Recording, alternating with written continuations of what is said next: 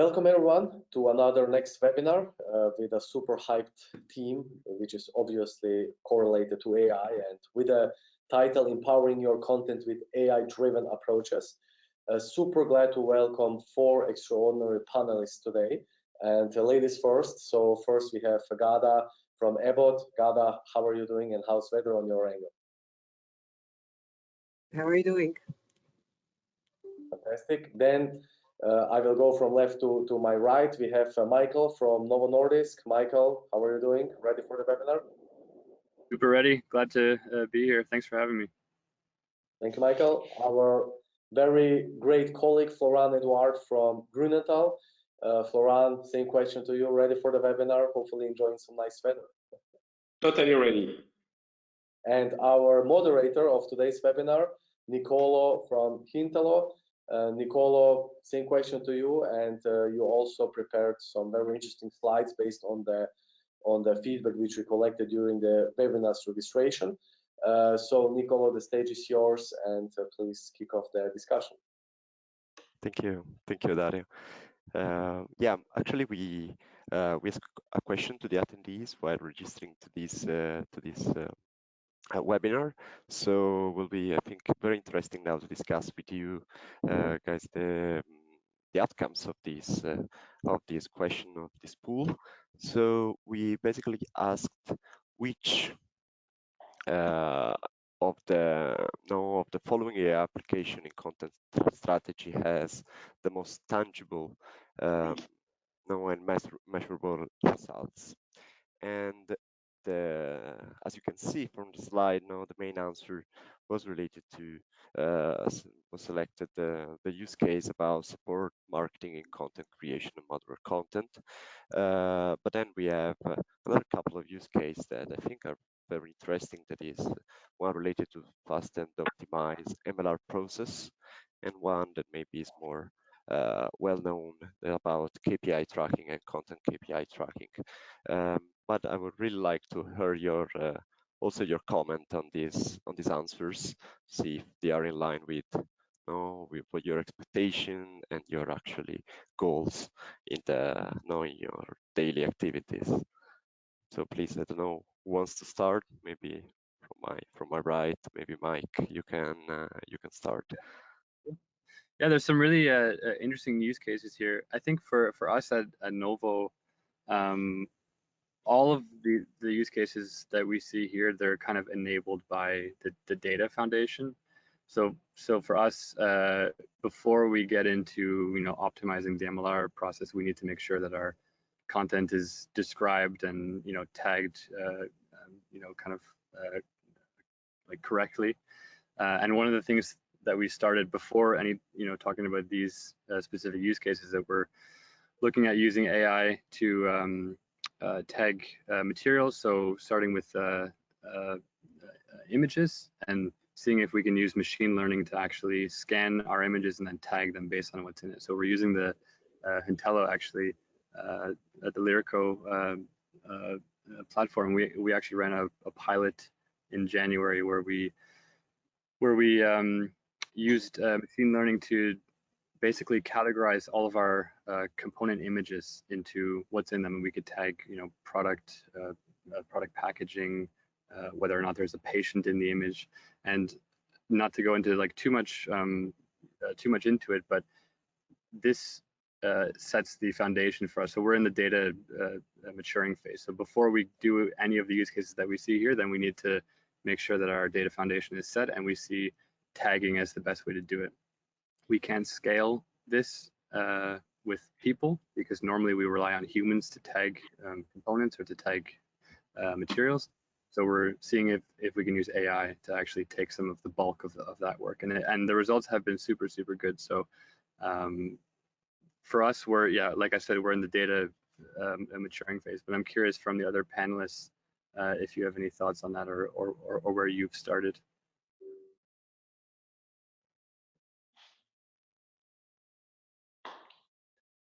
Maybe I can step in then if you want. So yes, so I think all those cases are very valid cases, right? That's I would say the first thing that comes to mind when you look at what you can do with AI in delivering marketing and medical content, by the way, because here we're talking about marketing, but it's also valid for medical, right?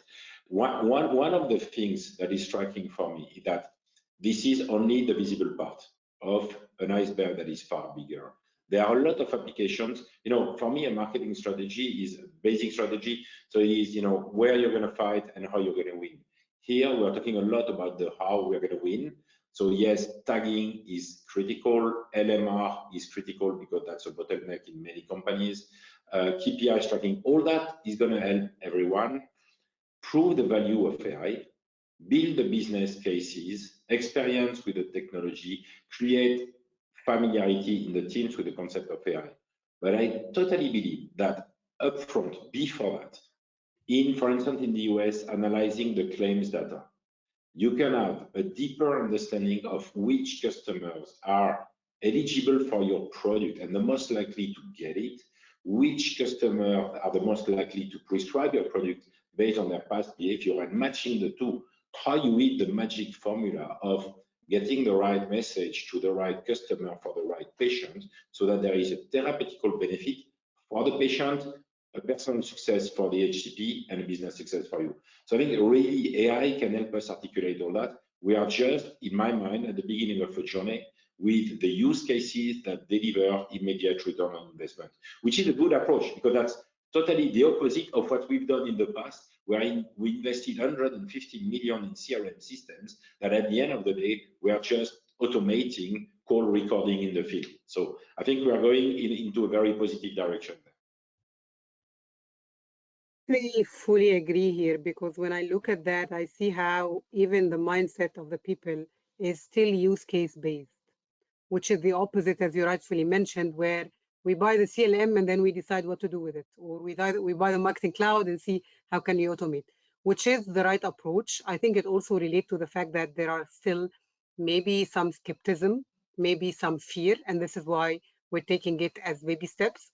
I agree that all these use cases are very much valid. The way I say it, AI would definitely help us create the success formula of the right content and the right customer. I have to say I'm impressed that the biggest chunk is related to content creation, while I would see it easier to go for concept testing or content testing or content reuse or personalization. I'm not sure if this is because the audience have already tried the lower percentages and now interested to go to the higher, or that they believe that the content creation would create the biggest impact. That is interesting to know from the audience here, maybe even on the chat. But from what I've seen, the most promising cases have been related to personalization of communication, be it simple personalization or advanced one. That's definitely yes. And then coming to Mike's point, if you do the basics right with proper tagging, then the next best content and predictive analytics related to KPI tracking of basically understanding what worked, what did not work, would create the formula of prediction of what can be the next best interaction, be it in terms of a content message, be it in terms of a content format or a content type and others. But I think that the photo that we're seeing here proves that there is interest and that we are on the right track as a starting point. Yeah, absolutely. I fully agree with you, and maybe we can also spend some time to, as also Mike anticipated a bit, on what actually in your organization are you working on in terms of AI application, and which you foresee as the key use cases to enable next. And eventually, if you already had experienced some AI application in the content strategy, which have been the results achieved so far? I can start there. I just wanted to attach onto what Ghada mentioned, where it is a bit surprising that the content creation piece is so high here, because I mean, one of the reasons is because if you use AI to help you create content, then presumably you could create more content and you can do it faster than you ever could. But if you don't have for example, the MLR process in check, then you will always have a kind of bottleneck there. So you can only create as much content as your humans can review it. So one of the things at Novo that we're working on right now is trying to figure out how we can use AI to augment the MLR review. And that's a bit of a tricky one, right? Because you can't use AI to say, yes, this document or this material is good, you can send it, right? It still needs to be approved by a real person. But what you can do is you can use AI to scan a document and leave comments. And then those comments could then hopefully get the material in a good enough shape so that by the time a human reviewer sees it, the review process should be shorter. So that's one of the projects that we're working on now. Aside from the image tagging project, we're also looking at tagging other types of content, like using our own taxonomy. We call it CSK tagging, so core category, subcategory, and key message tags. This is just our taxonomy of how we categorize materials. And our thought was, okay, why can't we use AI to scan the material and then suggest the most likely CSK value. So this serves two purposes. Number one, it saves our brand managers and our affiliates from not having to manually put in this information. And number two, it lifts up that data foundation so that when we work on other projects like the MLR review AI project, that the data quality will be in a good enough shape so that the AI or the model is working with the right data, and so it knows what kind of material it's working with because it's accurately tagged. I don't want to take all the time, but just one more thing that we're working on, which is sort of in the content reuse space, is we thought, okay, why can't we make sort of like a natural language interface for our brand managers to access ProMats data. So we use Viva Vault ProMats as our DAM system. So it's very easy. It's very difficult for brand managers to find what they're looking for usually. So let's say a German brand manager is going to create an email. We should give them the tools that they need to see if that type of email or a similar email has already been created by another affiliate before they create it from scratch. So we're working on a sort of natural language interface like ChatGPT, where they can ask a question like, show me emails for this brand. And then it might return some emails, and then they can say, okay, I want to translate this, or I want to make a copy. Those are the types of projects that we're working on, which I think is super exciting, and they've only been possible in the last year. But I'm super curious what the other panelists are working on as well. Gentlemen and Ghada, can I just jump in with a very interesting question which we received from one fellow colleague, which is, what is your accuracy achieved with the automated tagging approach? Can you give a percentage ballpark figure, please? Nicola, maybe you can give the best response to that one, and of course you, Michael. Yeah, actually, we achieve a very good results. It's around 90% of accuracy on the review we have done manually. Actually, 97, very high. Exactly. Thank you, Michael. And actually, that was possible thanks to both the joint effort in developing a model that was perfectly fitting the need, but as well as to perform some iteration with experts of the materials that were able to review in first place the model suggestion in order to improve the performance moving on. And the crucial step is that we added human in the loop at the beginning, especially in the pilot, but then to make the solution better, especially in the performance for the rollout, we don't need anymore any manual review, but we just trained the model and we put together the feedback received to improve the performance. So that was, I think, a very successful approach in the Novo case. But I don't know, please, Mike, if you want to. Yeah, I can add something small. The human in the loop side of that pilot was absolutely crucial. So what we did was we got a sample of images from different brands, and we gave it to the Intello guys, and we said, okay, can we find if we have images of a product or a product in the image, or do we have a picture of a patient, or can we categorize actually what's in the image? And they delivered back to us a spreadsheet where with all the different tags. This is before we're kind of integrating it into our system just as a pilot. We actually manually looked through, I think it was 5,000 different lines just to retrain the model and tell the model, yes, this was a correct tag, no, this was not a correct tag. That information was fed back into the model as a sort of fine-tuning thing. And we went from, I think it was 75% correct tags in the first round to 97 in the second round. So that was a pretty amazing jump just by one round of retraining it.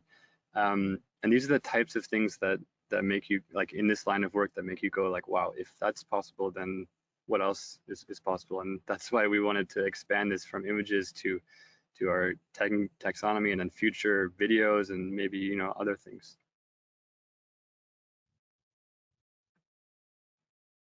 I think I can complement here now. As Mike mentioned, I think tagging is really the start of everything. Maybe the experiences that I would share is more related to the part related to the personalization and optimization, which is more related to the A/B testing, concept testing.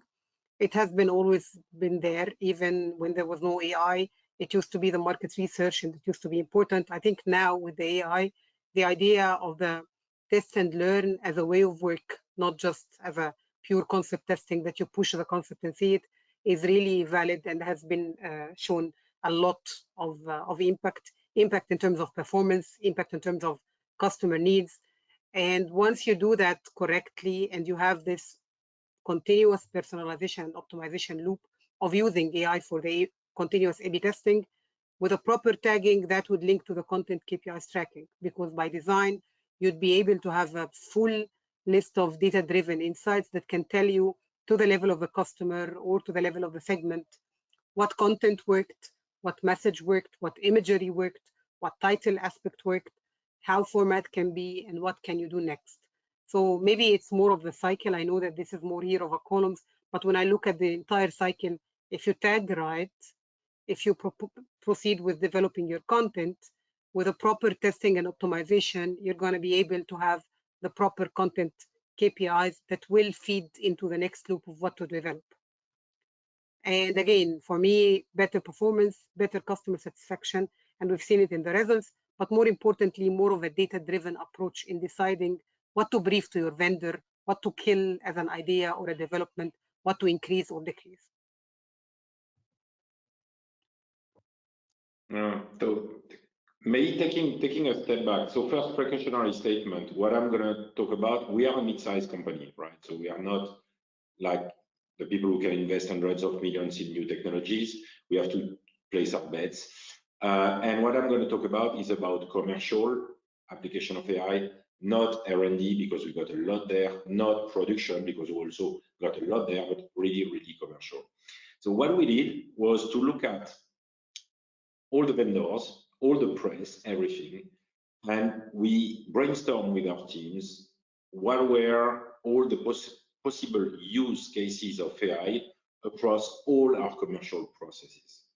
Whatever we do, the segmentation and targeting, the call planning, the marketing, the brand planning, the launch excellence, everything. And we've narrowed down by prioritizing our ability to execute and the impact it can have on our business on 15 to 16 experimentations that we are currently launching across the organization and that are led in an agile way with an objective to deliver an MVP as soon as they can, so we can keep or kill the experimentation very rapidly. So we focus really on the surviving ones. And then we got a little bit all the ones that are there, but I can also mention we are looking at stuff like the next best engagement, of course, sentiment analysis, of course, persona and content matching, which is something really important for us, but also stuff like using AI to scan the environment and say, tomorrow I want to launch this drug in South Korea, sorry, I want to launch that in South Korea. Okay, what are the market conditions? From a market access standpoint, from a medical standpoint, what do I need to do? And we went even, to the point where we have one of our experimentation that for now is on pause, which is, what is the best way to launch a product? Dear friend AI, tell me what is the best launch plan. We realized rapidly that we don't have enough data to be able to answer that question, but I know that this triggered maybe somewhere a thinking in IQVIA, and they are coming with, a proposal there. The one thing that is common to all those pilots is us building the capability in our people at scale and with speed. We cannot have team members in our company that know less about AI and how to use AI than our own kids. I mean, when my son is in front of the fridge and he looks at the content of the fridge, he goes into ChatGPT asking, what can I do with the content of that fridge that's going to be good?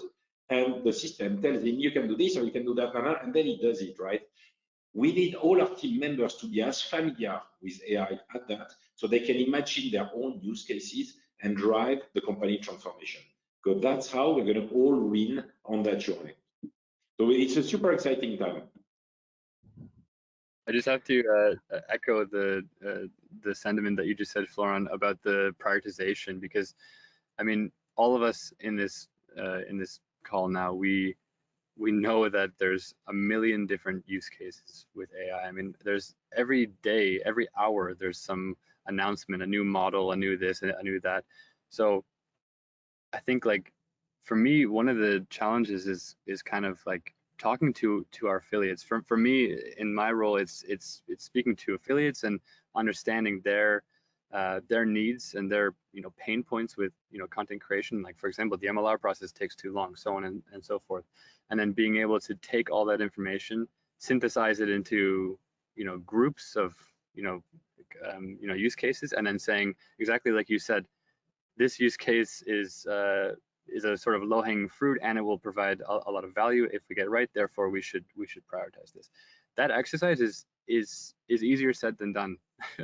I mean, and if you're a little bit of a nerd like me, it's really hard to avoid the shiny toy syndrome that I like to call it, where it's really exciting to make a new chatbot or a new this or new that, but you always have to think about the business case, right?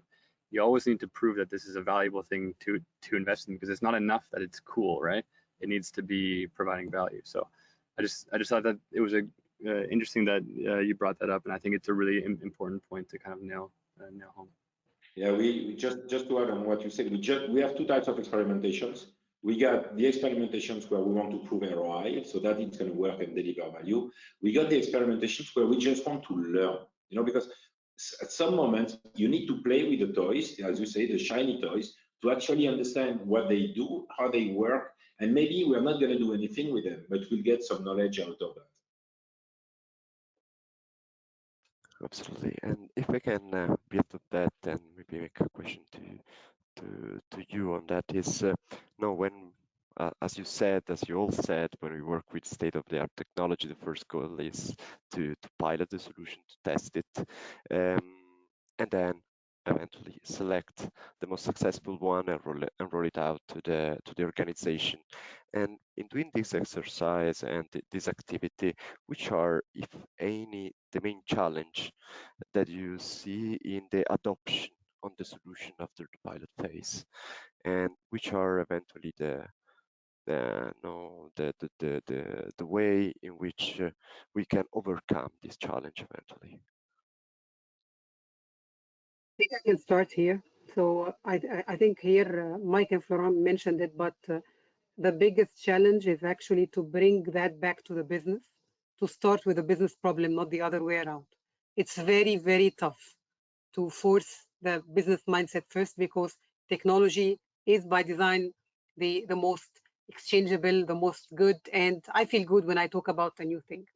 So the first challenge I see is oftentimes, especially with AI, we start with what to do with AI rather than what is the problem, the business problem that I'm trying to solve, and how AI will solve it. And that ends with the typical shiny object syndrome. The second point, I think, in the adoption is the fact related to the data quality and the data availability. People think that AI is a turn on off button. They often downgrade the importance of keep feeding the machine with data that is with a minimum accepted quality, so that whatever you get would create a value.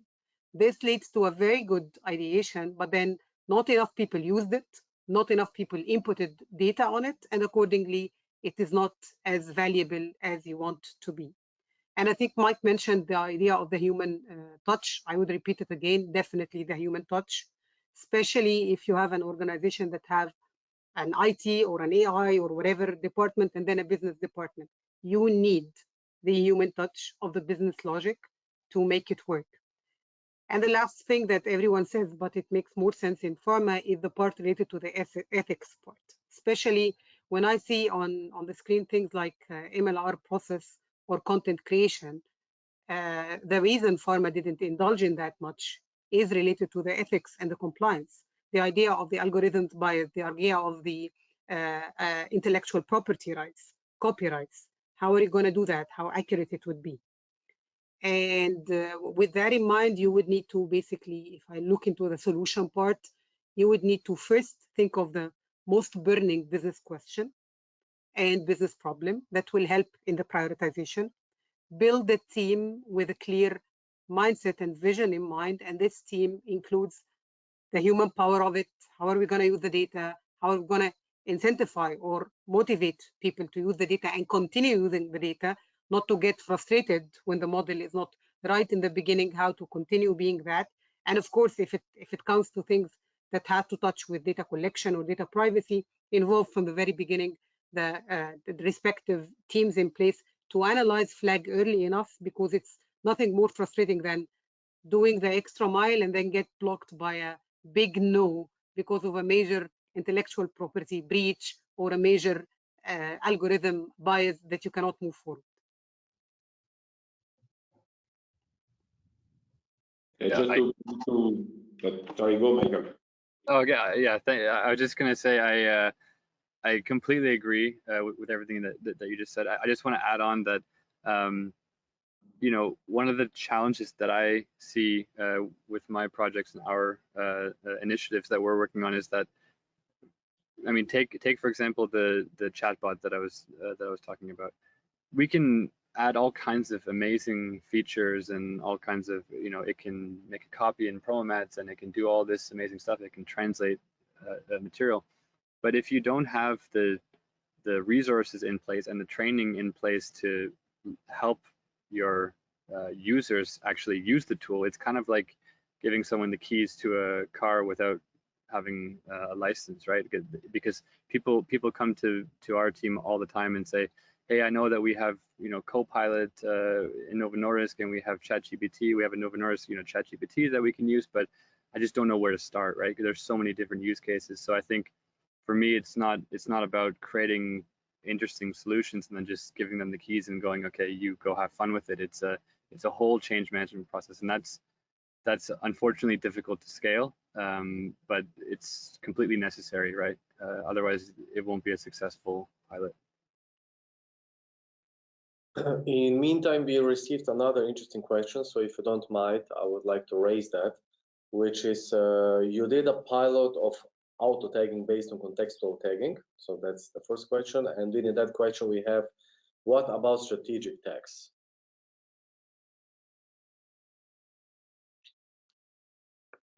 Who would like to reply on that? I think this was related to what Mike was saying about the project we had. So actually, yes, we are doing a pilot on the context-based tags.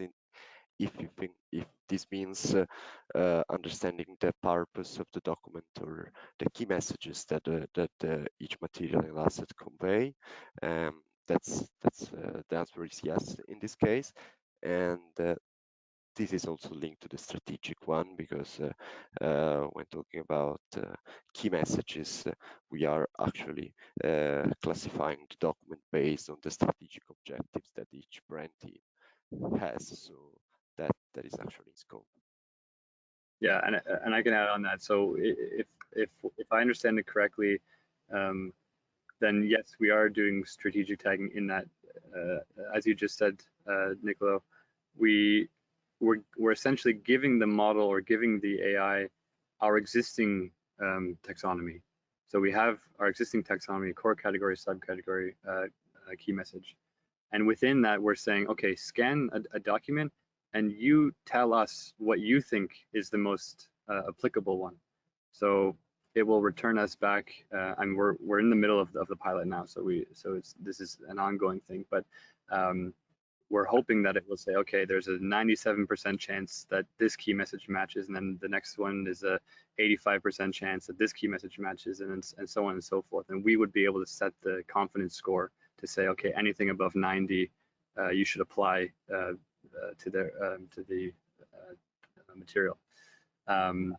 But it's a really interesting topic, and it's a little bit more complex than just scanning an image. I mean, not that that's not complex, but you know, when you're bringing your own taxonomy and having to train a model specifically on that, then you need to be very careful in how you describe your taxonomy to the model. It needs to understand fully what this key message means, not just the 5 or 6 words that is the key message, but also a natural language like description of what it means.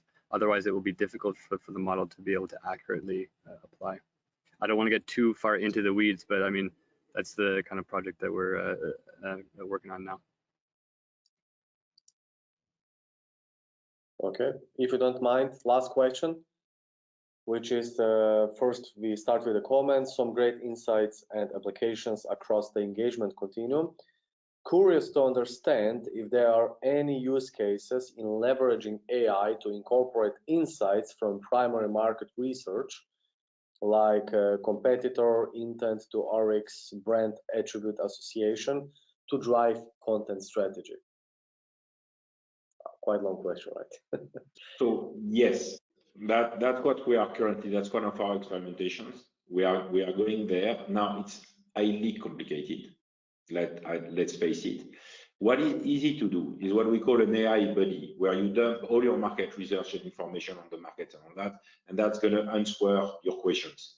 So that's very useful internally, because then everyone can turn to that buddy and ask about that product or that therapeutic area and get correct answers. What is super complicated is to turn that into an insight. And an insight, there is fireworks when you say insights, but I think that really important that the insights are insights and not just data points. And so far, even if we merge different types of documents and MR, we have not seen something coming out of the system where I would tell you this is as good an insight as what I can get from a human market researcher. Not yet, but maybe one day.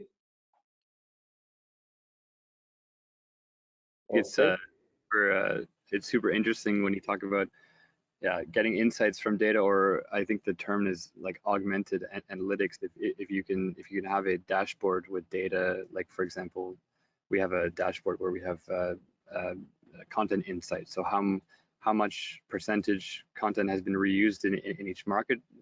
Just one example. How far away are we from being able to have like a plugin there where we can ask questions like, of this dashboard with these filters, what's the most important takeaway from this? And this is kind of the thing where management is asking for reports per brand or per market, and these are still manually done. But I don't think it's unrealistic to think that AI could be doing the, let's say, thinking for us and helping us understand the dashboards as they get more complex, right? It will be a perfect job for AI to be like, okay, this is a good insight from this graph or this chart or this table. Okay. If there are no further comments and questions, I would kindly like to ask you to thank you for joining this very interesting webinar. We will also publish it on our official YouTube channel, so make sure you subscribe and follow also other initiatives. Definitely interesting topic. I think we are just at the dawn of the whole Gen AI, LLM revolution, however we like to call it. And certainly looking forward where this will lead us. Hopefully, one day we will be better in engaging with our customers. So I think that's the ultimate goal, what we are doing and what we discussed today. And thank you so much for joining, Ghada, Florent, Michael, and Nicola. Great pleasure, and looking to the next one. Thank you. Bye-bye. Bye. Thank you. Bye-bye.